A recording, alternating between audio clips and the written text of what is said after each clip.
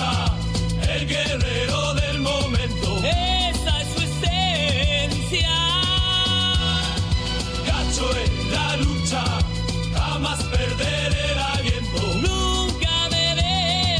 Nunca perderé el aliento.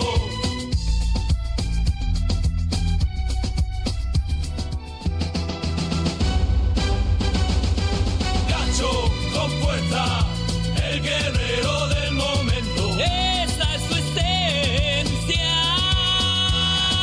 Gacho en la lucha, jamás perderé el aliento. Nunca perderé el aliento.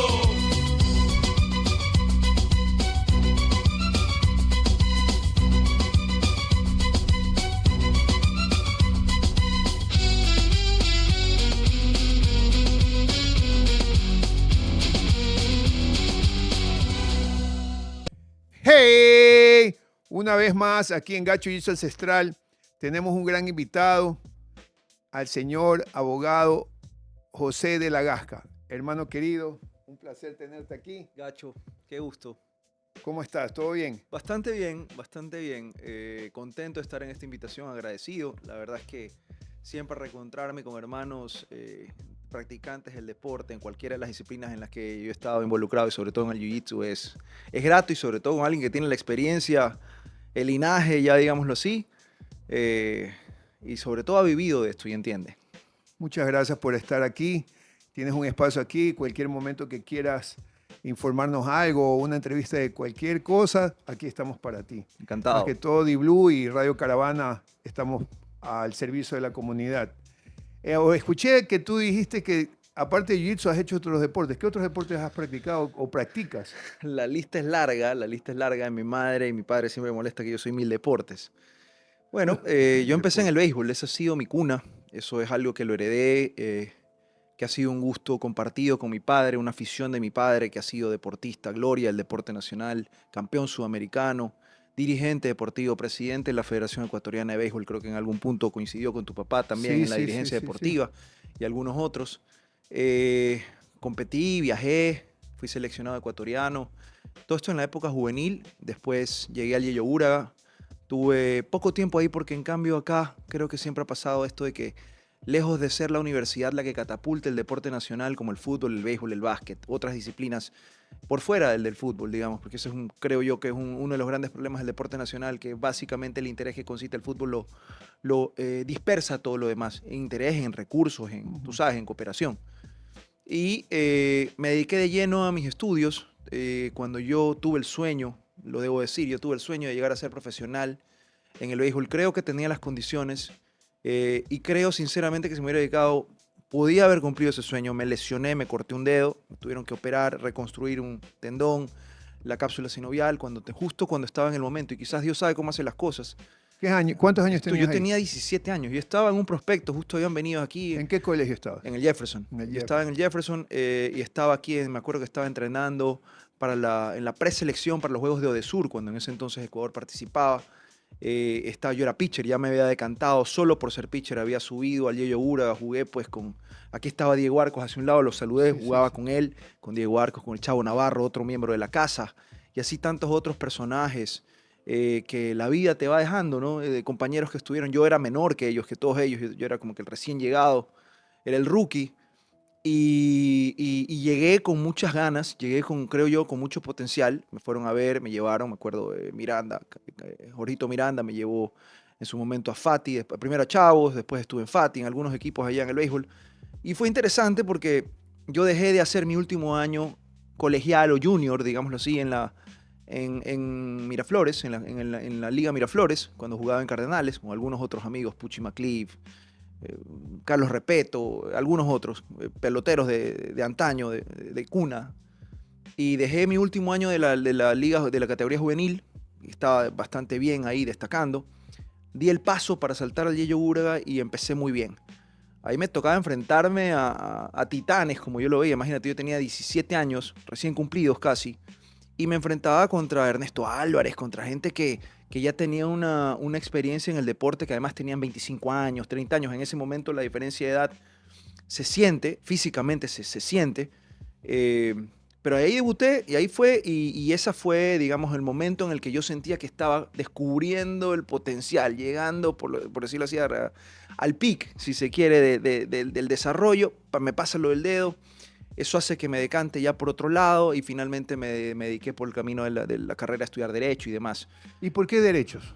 Bueno, eso fue una vocación que yo descubrí en un viaje.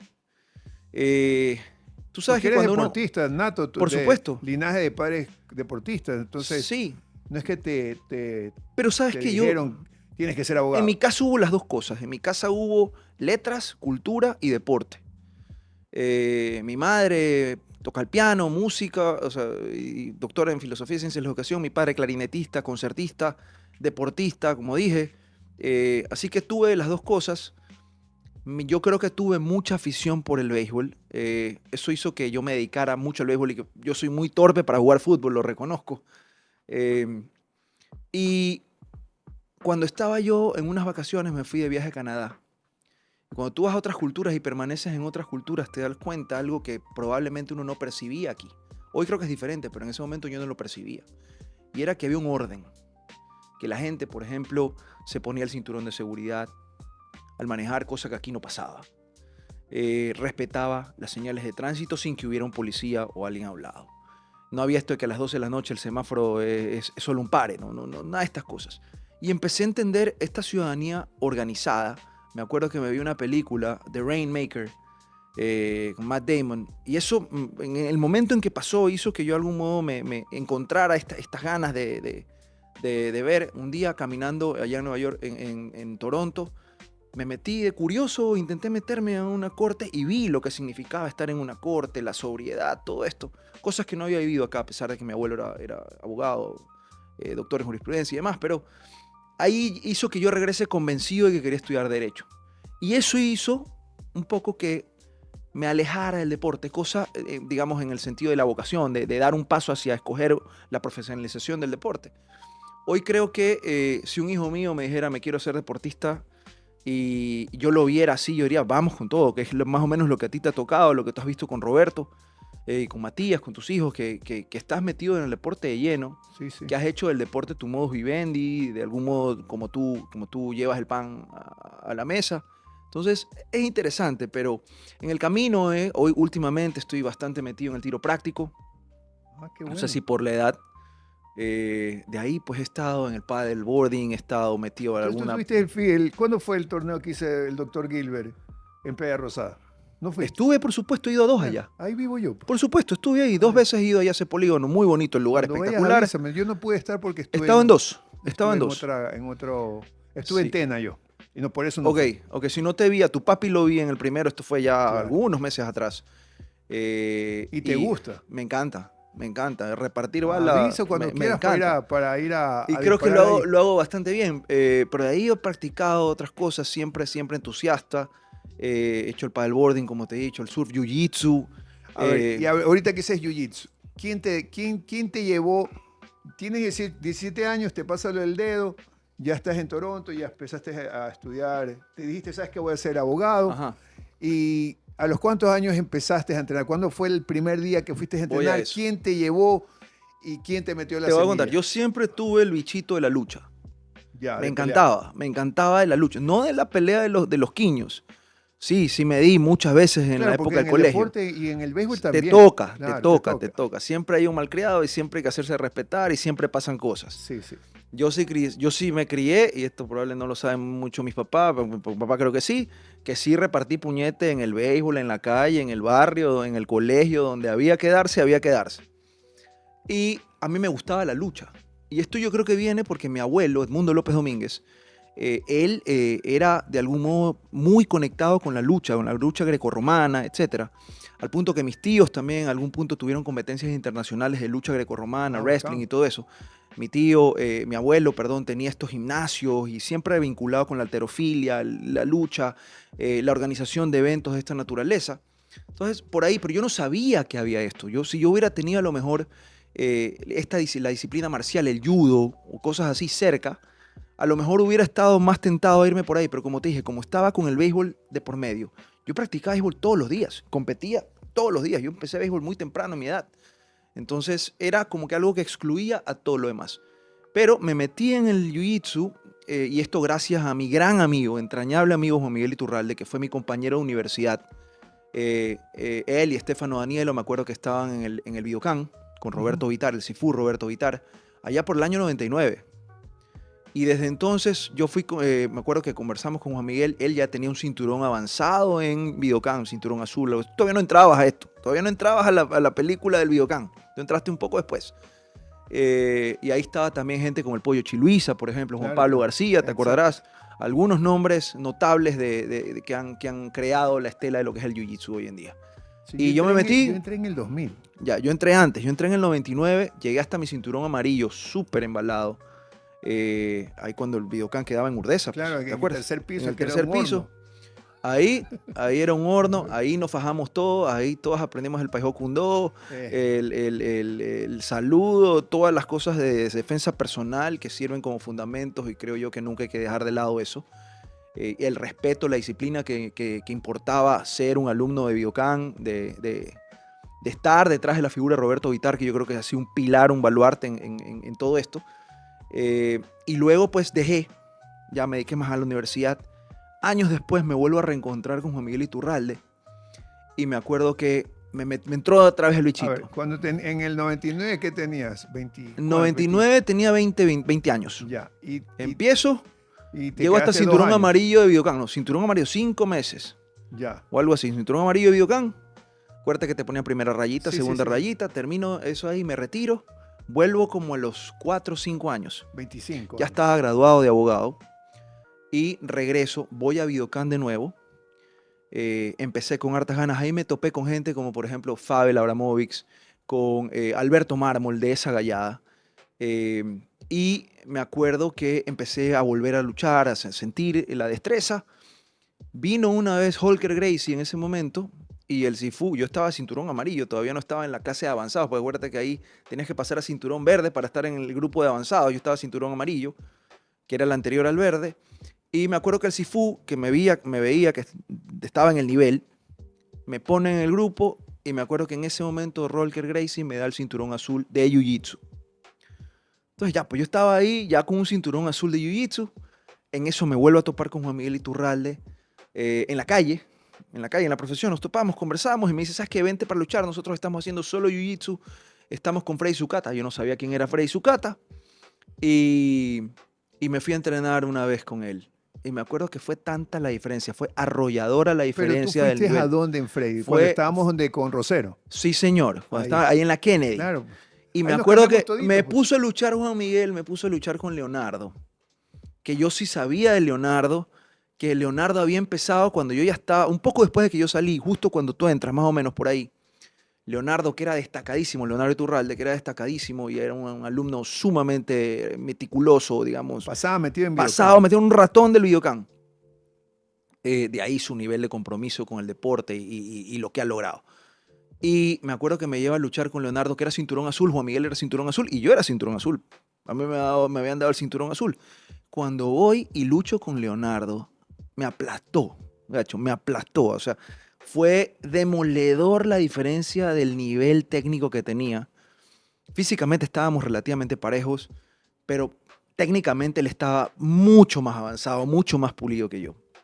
Ahí me di cuenta que el Jiu-Jitsu tenía unas particularidades, tenía un avance, tenía algo que yo todavía no había logrado ver. Y decidí dedicarme solo al Jiu-Jitsu. Me acuerdo que hablé con Roberto Vitar, le conté. Y me abrí, me fui con Leonardo. Ya no estaba en ese momento en la Kennedy, sino que recién estaba montando el gimnasio en la Católica. Ahí es cuando yo entrenamos en la Católica con Soluso. Pues. Pero eso fue después. Eso fue ya después cuando Eso yo fue como regresé 2 de Estados años Unidos. después. Claro. Eso fue 2 años después. Y empezamos ahí pocos. Estábamos Michel Krausaz, Juan Miguel, Pepito Buendía. Me parece que Rosero también estaba. Y algunos otros nombres, la memoria a lo mejor me falla. Gente muy, muy valiosa. En esa época todavía Sinistro Iturralde no aparecía. Ya No, poco no. después empezó a aparecer. Y avanzamos y yo empecé a sentir que agarré un nivel para un cinturón azul bastante elevado. Acuérdate que en esa época no había más que cinturones azules. Claro, claro. En esa época, tú estás en la época que Freddy Sukata se va, yo me voy también a Estados Unidos y Leonardo Sí, se hace cargo de exactamente. Sukata Team. Era Leonardo, estaba Mármol también, No, estaba Mármol está en Videocam. en Videocam, pero también después se fue Después. después Eso se fue una fue- historia vacancísima. Pues. después Me se- acuerdo cuando mi última lucha en Videocam fue con Alberto Mármol, él se debe acordar. Después de que vine de la lucha con Leonardo que conté, le cuento al Sifu esta diferencia. El Sifu me dijo, ¿sabes qué? Y estos son infidencias que estoy contando. ¿Sabes qué, Pipo? Yo creo que usted no ha luchado todavía con las personas que tiene que luchar. Y me lo pone a luchar a Alberto Mármol, que yo no lo conocía en ese momento, y también me dio para llevar, o sea, me aplastó. Y ya pues yo entendí que yo estaba con un nivel de jiu-jitsu que todavía no estaba donde yo creía que estaba. Ahí fue que voy donde Leo, entré en un par de semanas y como a las 3, 4 semanas de estar con Leo en la Católica, aparece Alberto Mármol. Y ahí tuve mi revancha.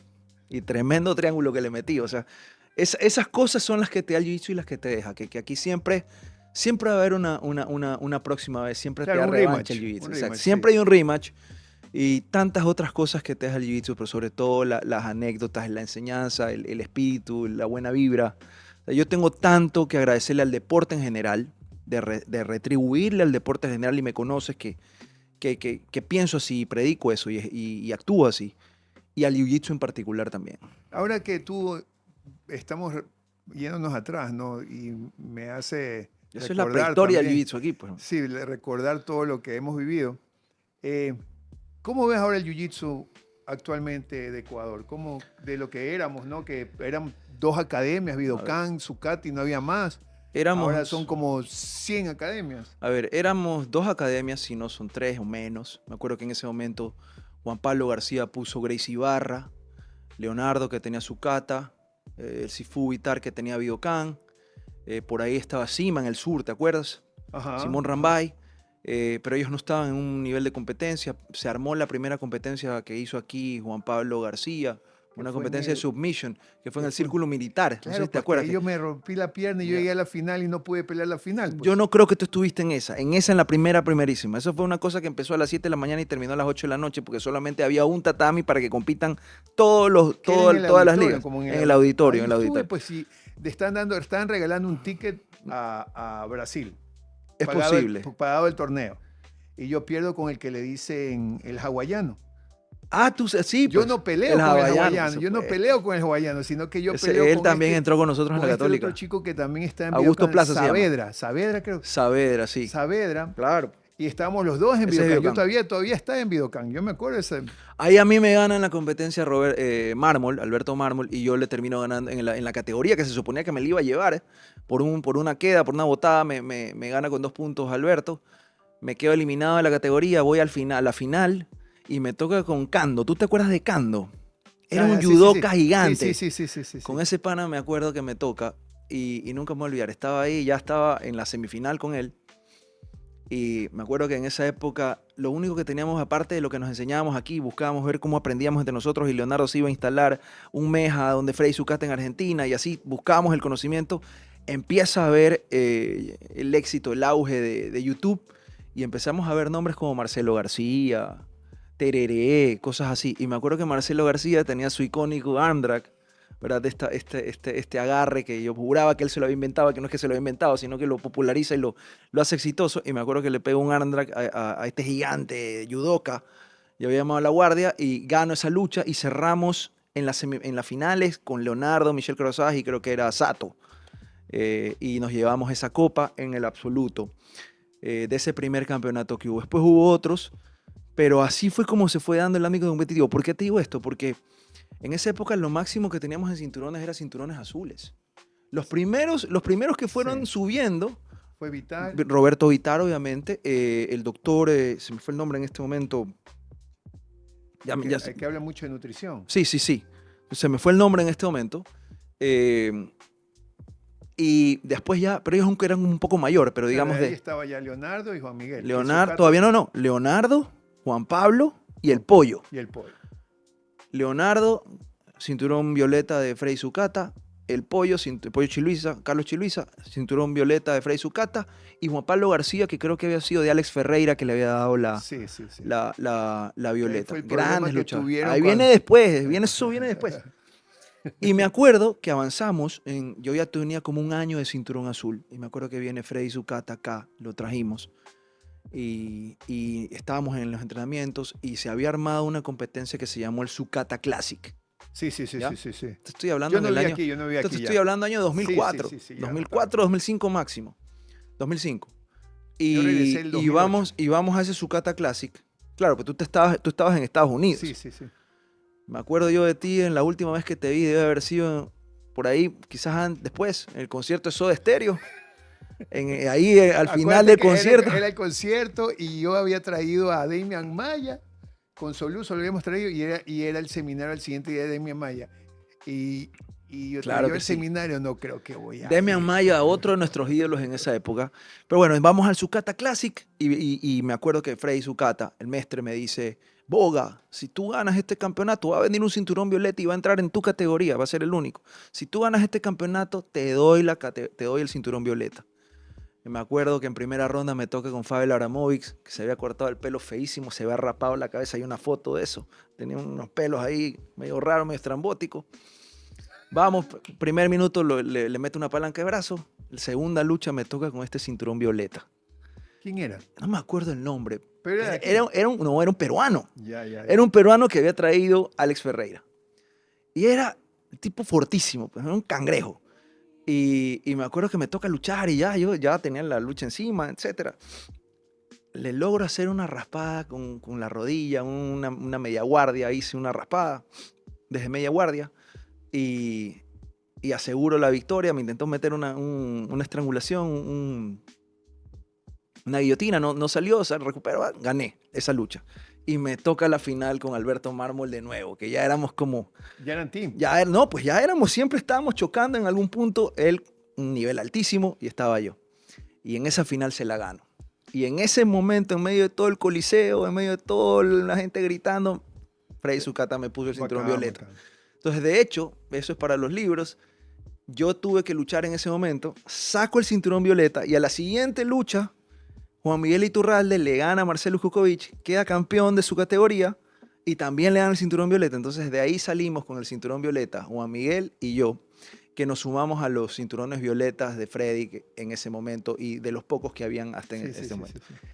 Tiempo después vino una competencia ya de cinturones violetas, organizada, creo que fue por Soluso. Esa creo que era la Copa se me fue el nombre en este momento, ¿cuál era exactamente? Ahí viene que por primera vez compite Juan Pablo García en competencia de Jiu-Jitsu. Me toca luchar conmigo la primera lucha. Yo le hago una cambalota, me le voy a la espalda, le termino metiendo una palanca, le gano una palanca. Eso está en YouTube, la lucha. Y gané. A la siguiente lucha me tocó con Leo, perdí. Y ya, pues quedamos campeones y toda la cosa. Y ahí después de eso es que viene la trifulca con Soluso y toda la cosa. Y ya después Soluso se quedó por acá. Pero se fue Sucata, ya Sucata lo trajeron. ¿Y cómo entra Soluso? Eso es lo que yo... A Soluso lo trajo Juan Pablo García. Claro, y ahí fue el problema que tuvieron en Vidocán. No me acuerdo yo de eso. Soluso lo trajo Juan Pablo García, lo trae a hacer unos seminarios. Todos cogimos clases con él, fuimos a ese seminario. Después de eso nos vamos al Mundial, ya con el cinturón violeta nos vamos al Mundial en 2006. A Brasil, todavía cuando eran los mundiales en San Pablo, Sí, en sí. Río, perdón, el Tijuca. Sí. Tú has estado ahí, tú has Ajá. competido ahí. Sí. Ya los mundiales después lo hicieron en California, en la Sí. pirámide y todo eso. Pero Pero ahí ese fue el último mundial, me parece que se dio Sí, ahí. Tijuca es Esa es la cuna. la cuna. Esa es la cuna. Ese es el Maracaná del del jiu-jitsu. jiu-jitsu. Y fuimos a ese mundial, ahí estuvimos compitiendo. Juan Pablo García, Leonardo Iturralde, Pollo Chiluisa y yo. Y fajándonos con gente que después ya, digamos, la trayectoria sigue. Ahí estaba Michael Langui, Bernardo Faría, André Galván. Toditos esos monstruos estaban en cinturones y ya estaban empezando a llegar a cinturón negro. Nino Schembri, último campeonato que tuvo. Sí. Ahí yo conocí a todos estos gigantes, pues a Roger Gracie, Shandy Ribeiro, Es otra cosa, es otra Yacaré, cosa. Sí, ya es otra cosa. todo. O sea, estar en el Mundial y haber estado en ese momento en el Tijuca Fue increíble. Adivina con quién yo pierdo mi lucha en el mundial. En la categoría yo me tuve que meter 2 pesos más arriba. Y me meto en la categoría 90 kilos y me toca luchar de primera lucha en cinturón violeta en el mundial en la categoría con Bernardo Faría, que ya hacía su juego de media guardia y todas las cosas. Me aplastó. Sí. Me aplastó, pero fue una experiencia increíble. Y Un monstruo. Bernardo. después de eso viene Soluso, se instala, se da esta competencia, hay el rompimiento y ya Soluso se queda y se junta con Leonardo y se hace el equipo Alianza en la Católica, que duró muchos años Claro. y del cual ha venido saliendo toda esta gama gigantesca del deporte a nivel nacional. Sí, Gacho, yo estoy impresionado.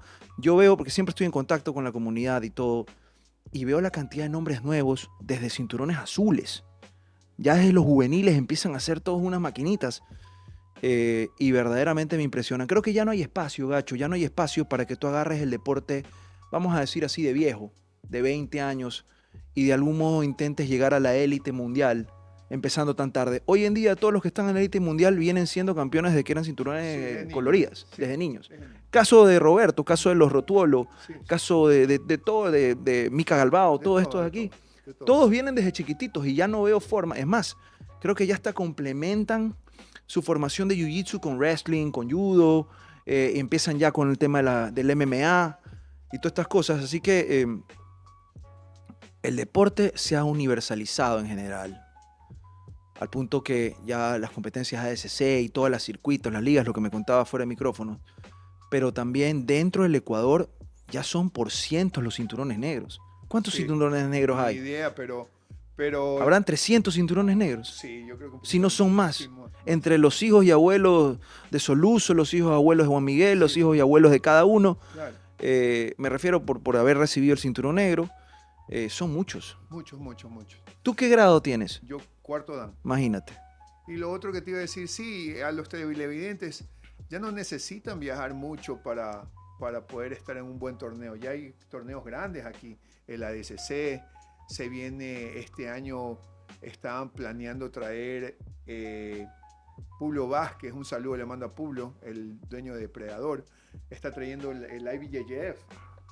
Claro, eso va a ser fenomenal, que incluyan el circuito. ¿Por qué no? Por eso. Entonces, Ecuador tiene tanto competidor a nivel internacional. A ver, ya no hay que irse tan lejos porque el nivel ecuatoriano, tu hijo, Sinistro Iturralde, tantos otros que yo conozco, el hijo de Soluso hoy en día, que entrenan aquí, van a las competencias internacionales que son durisísimas pegan podio. y pegan podios. Si no quedan campeones, están entre los primeros lugares, pero están. Sí. Yo me acuerdo cuando la primera vez que nosotros aquí tuvimos esas satisfacciones fue con Sinistro Iturralde, que un año cuando fue cinturón violeta, ganó de todo, pero cuando fue cinturón violeta ganó un campeón mundial violeta, se fue a la ADCC, campeón. Ahí fue que estaba en el pic. Sí. En el pic. Animal. Ganaba todo, un animal. Y nosotros lo vimos. Éramos fanáticos. Claro, pues ese nació con nosotros en la Católica, con sus hermanos, con su papá. Acuérdate que si le dabas chance a Sinistro, salía siempre. Nosotros que somos Te chupacabreaba. Exacto. Te chupacabreaba. Entonces ahí siempre Se estaba te el papá, pegaba que las también costas. le mandamos un saludo. Por supuesto, Papá Oso, don Juan, Papá gran Oso, amigo. que siempre estaba ahí sentado en la Católica viendo todo el entrenamiento. Siempre. Haciendo fierro. Haciendo fierro. Y sentado viendo. Y comiendo ansias en las luchas. Ajá. Nosotros lo veíamos a Sinistro desde que era un niño, un muchachito, Sí, pues pues, 13 años que se tranquilo. parecía jirafita. Ajá. ¿Sí me explico? Ahora ya no solamente que es un gran deportista, sino que es un señor del deporte. Sí. Yo vi una entrevista que tú le hiciste, creo que fue en California, donde vive. Claro. Genial, o sea, creo que la madurez, él representa en buena impresión el lifestyle que creo yo que el jiu-jitsu debe de merecer. Claro.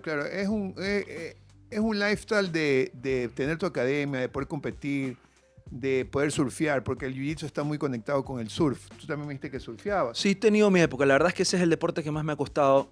No sé por qué, nunca se me dio natural, pero lo intenté muchas veces. Después me trepé en el paddleboarding también, eso sí me encantó. Y en cuanto a deporte, hermano, yo veo que me gusta, me meto de cabeza. Sí, cuando quieras, ahí yo tengo un espacio, un dojo pequeño en Arena Guadúa, que es en la punta, donde se hace la punta classic de surf, en Montañita. En montaña. Es un lugar donde solo se surfea. Ahí está Mario Gambellini, que es el profesor del equipo olímpico de surf. Está Mimi Barahona, que es la campeona. Barahona, que es campeona Barahona, que es campeona de mundial de surf. Está Alex Suárez también, que es otro campeón. O sea, hay talento, lo que tú quieras, porque tienes afuera de tu casa está el mar, pues está el patio de tu casa es el mar. Entonces yo creo que en esa modalidad de deporte que es el surf, yo veo mucho apoyo de lo que es el ministerio, de lo que es el gobierno. Yo creo que tendrían que también apoyar un poquito más el jiu-jitsu porque sí hay federación, pero yo no veo ese apoyo, como te digo, eso es lo que me molesta a veces, que las cosas las dicen y no las cumplen. Entonces, veo que con mucho respeto, yo veo que esta federación no veo mucho que esté ayudando a los competidores. Esperemos que cambie.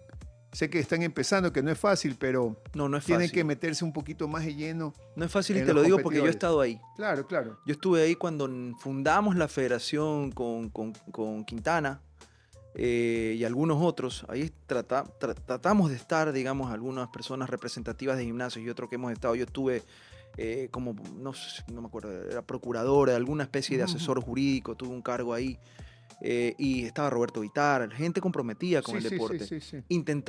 Generamos competencias, generamos incluso iniciativa para poder llevar a nuestros competidores afuera, darles un soporte.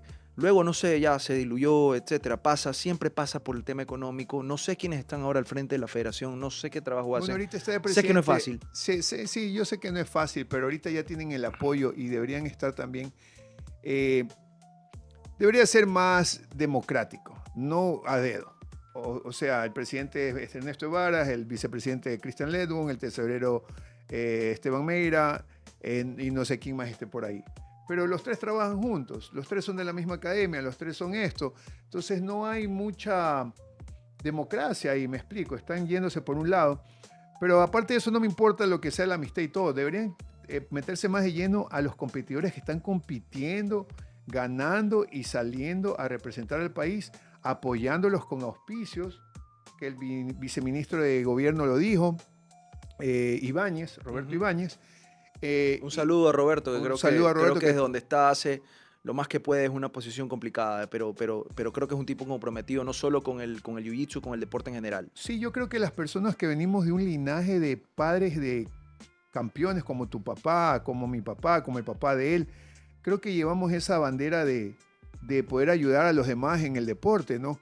Como dirigentes deportivos y han sido deportistas. Por eso el que nunca ha sido deportista o no ha competido o no ha viajado o no ha sufrido lo que es comprar el ticket, Así es. la registración, entrenar, competir. Tú lo has hecho, tú has ido a Brasil cuando eras joven, entonces tú sabes lo que uno... O sea, sigo siendo joven, pero ya no estoy en mi época competitiva, digamos. Bueno, sí, somos jóvenes, pero sí, ya no competimos adultos.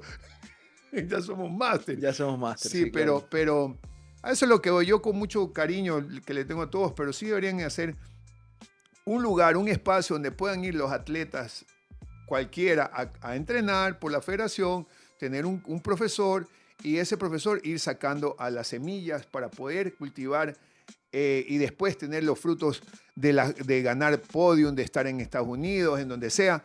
En estas ligas grandes que ya los chicos ya pueden ganar 50,000, 100,000, o sea... Nosotros luchábamos por el honor, por hermano. el Nosotros honor. no nos daban Nada. ni se nos ocurrió. Solo era el grito que escuchamos en la barra del apoyo. Exacto. Pero hablando del jiu-jitsu... Pero sobre eso solo déjame hacer una particularización. Sí, tranquilo. Yo creo que en general el problema del deporte amateur, por muchas cosas, y por lo que he vivido desde la experiencia también relacionada un poco con la diligencia deportiva, es la falta de recursos, gacho. Y yo quisiera que pudiese funcionar mejor los mecanismos legales que ya existen para que la empresa privada pueda apoyar al deporte y también recibir un beneficio tributario al que tiene derecho. Si eso se lograra instrumentar con mayor facilidad y las federaciones sirvieran para ser un facilitador, no estoy hablando aquí de tráfico de influencias ni de nada, estoy hablando para poder ser un conector entre la ayuda privada y el beneficio público. Porque yo he visto, por ejemplo, ahora hace poco tuve una señora que en el tiro práctico me abordó y me dijo, mire, sirve ese niño que está ahí, un peladito que disparaba como los dioses. Y me dice, tiene un tío, un padrino en tal lugar que quiere apoyarlo económicamente para que viaje. Comprenderás que el tiro práctico es un deporte caro, costoso, y también las competencias internacionales te suponen un montón de cosas, ¿no? Entonces, él tenía ya la persona detrás de él que quería aportar, digamos, con su desarrollo deportivo, pero en cambio las trabas, que el papel, que dónde consigo esto, la información, muchas veces es tema hasta de falta de información. Sí. Si es que eso pudiésemos hacerlo, más allá de la voluntad, que yo coincido contigo, que normalmente la tienen las personas que han estado involucradas de corazón con el deporte, y no creo que es excluyente a quienes venimos de personas con algún tipo de antecedente relacionado Sí, con no, el no, no, deporte, no. Sí, pero que tengan la voluntad y donde usen la posición de la institucionalidad deportiva para servir al deporte, eso va a funcionar. Yo no voy a poner ningún ejemplo ni conozco casos, pero he visto en el deporte en general la politización, la mala politización del deporte y las mezquindades que deja esa mala politización del deporte, que al final del día lo dejan al deportista a un lado, desvanecido, solo, y que ya después, cuando vienen y sacan el podio, y sacan la medalla, y sacan el premio, ahora sí todos somos ecuatorianos. Ahí es lo que voy. Tú Sí, sabes, sí, Gacho, que eso a mí me cabrea. Eso Y está tú mal, sabes sí. que eso no va conmigo y Eso que está yo mal. no necesito decir, pero sí creo que mucho podemos hacer sin estarlo mencionando Sí. y apoyando Yo de lo sé, todas tú las eres una de formas esas cuando personas nos se ha tiene que apoyado apoyar. mucho. Disculpa que te interrumpa, tú eres una de esas personas que nos ha apoyado mucho. Una vez yo te pedí apoyo y aquí lo tengo que decir porque es la verdad. Y tú le apoyaste a Roberto para la ASC. Y no pudo llegar lejos, pero con tu apoyo pudo recuperarse. Venía de una enfermedad Supuesto. que casi pierde la vida y tú nos ayudaste con el apoyo para que él pueda salir adelante. Y eso es lo que vamos, ¿Tú ¿no? sabes lo que fue el orgullo de verlo en ese ASC? Claro. Cuando tenía pegó esa 18 años. finalización, Sí. porque la primera lucha la Sí, gana, sí, sí. pierde la segunda, me parece que fue con el que Con- quedó con Rotuolo. Con Rotolo. sí, Pierde con quedó Rotolo, que campeón. quedó campeón, que le Sí. gana a Mika Galván. Sí. Pero esas cosas pasan, pero el deporte no es solamente apoyar a tu campeón cuando Claro, y va son cosas ganando.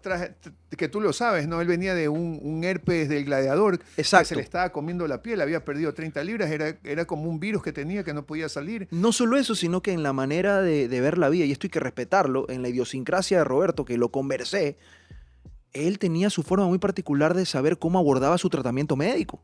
Exactamente. Entonces, donde a nosotros se nos puede ocurrir y decirle, mira, anda, métete antibióticos, o ándale, doctor, que te va a dar tal y tal medicamento, él en su lógica dice, eso no me voy a contaminar de esa manera. Exacto. Y eso hay que respetarlo. Entonces, tuvo sus ciclos, lo apoyamos, yo creo que hizo una excelente competencia, viniendo de donde venía con el poco campamento que logró hacer. Sí.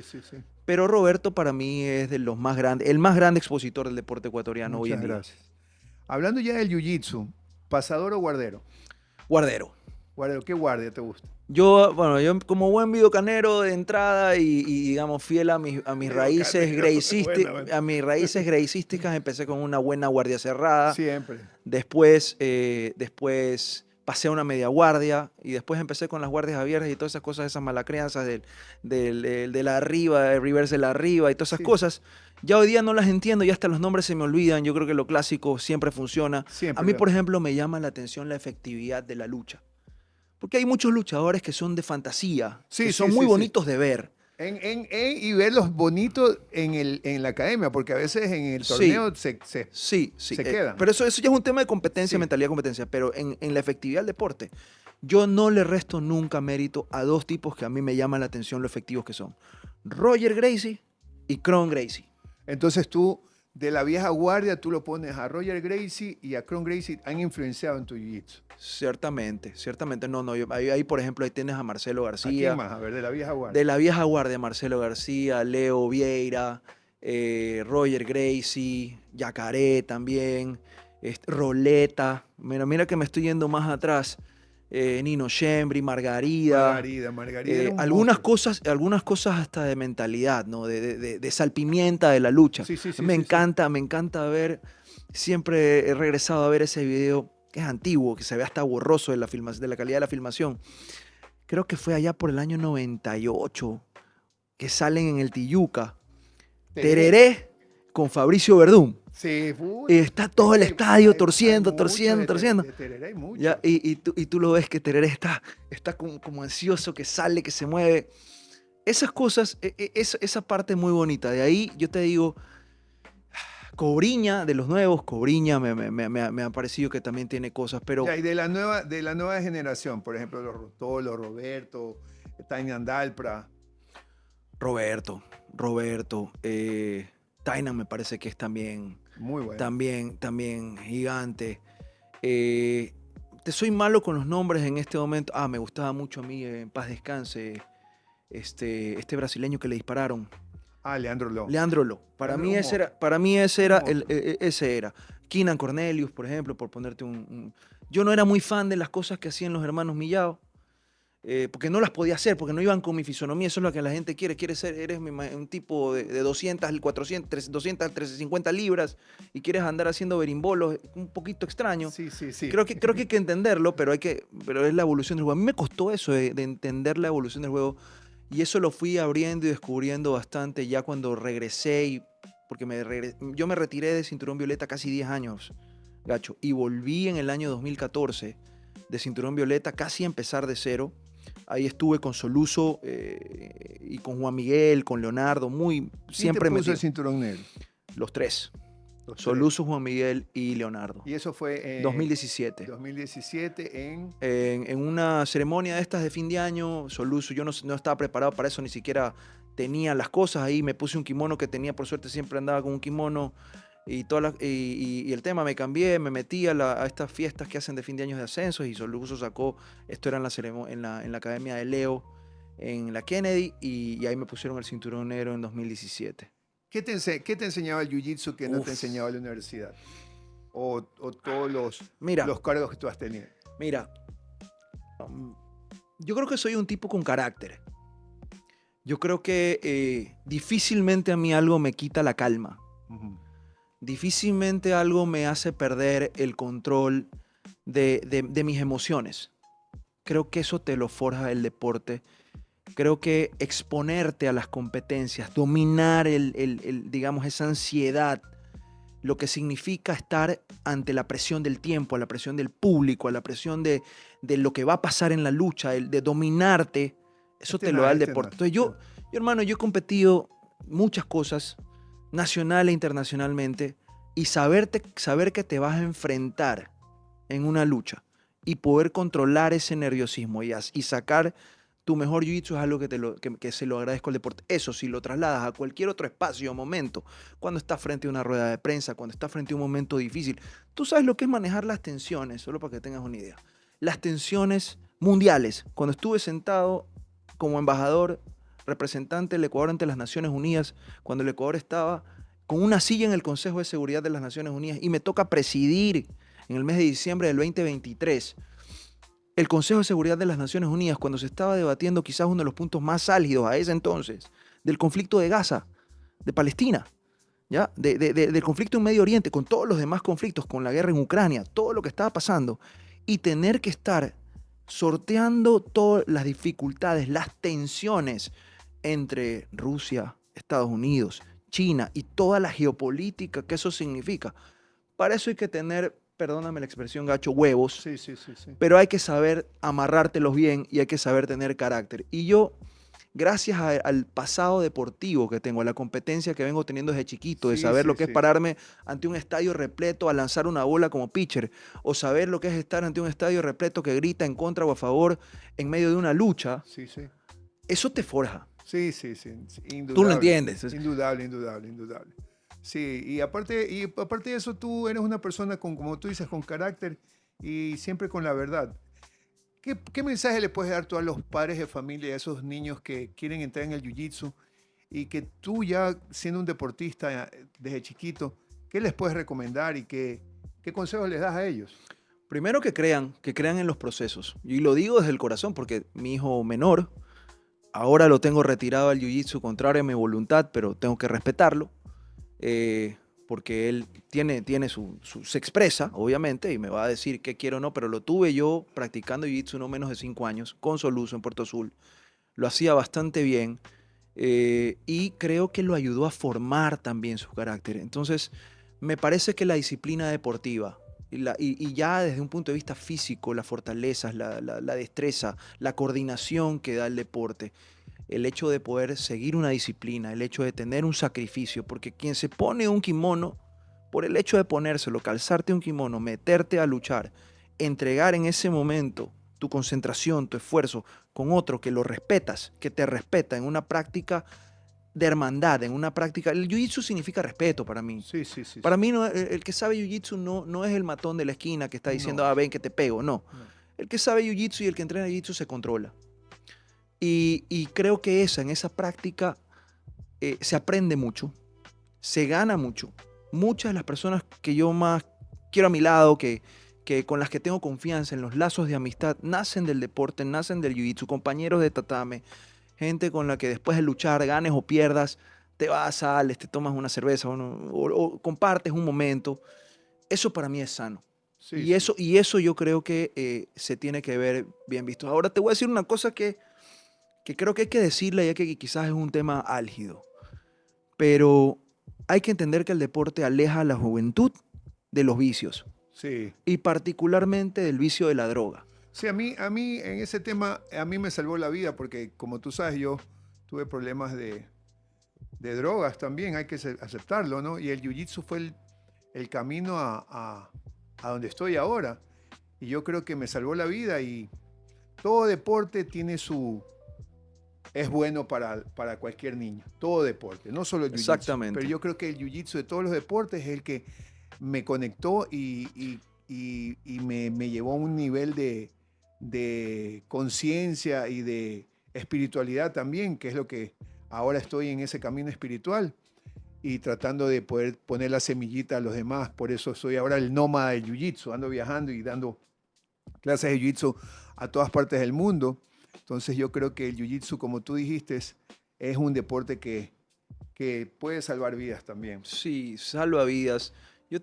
Conocemos casos de personas que han atravesado enfermedades duras, catastróficas, y que se han refugiado o han encontrado en el jiu-jitsu una forma de encontrar un espacio de relajación mental y al mismo tiempo de autosanación, creo yo, por lo menos de poner el cuerpo en predisposición, de aceptar este tipo y de combatir este tipo de realidades.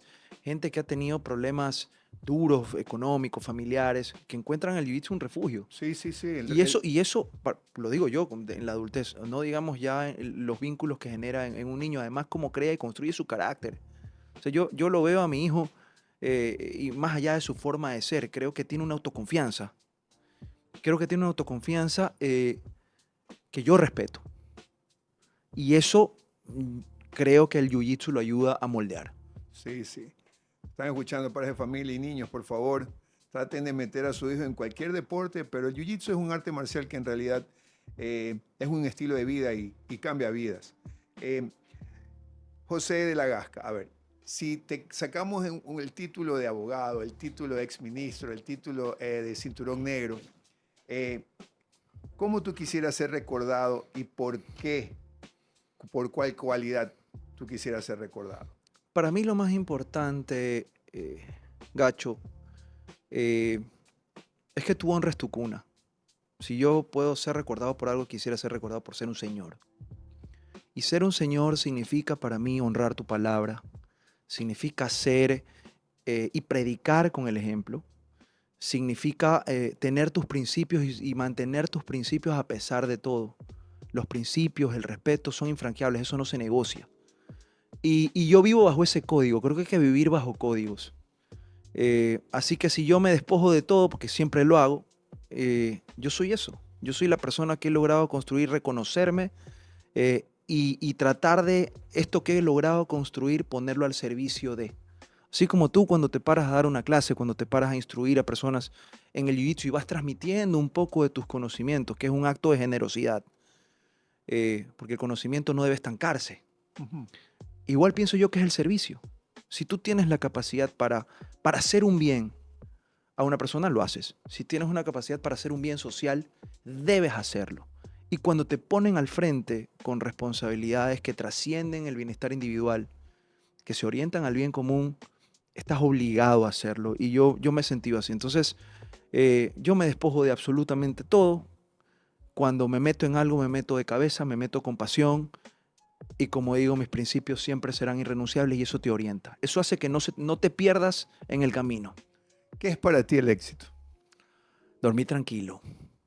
Poder mirar a las personas con la tranquilidad de tu conciencia y ver en el camino que las cosas que lograste hacer sirvieron. Excelente.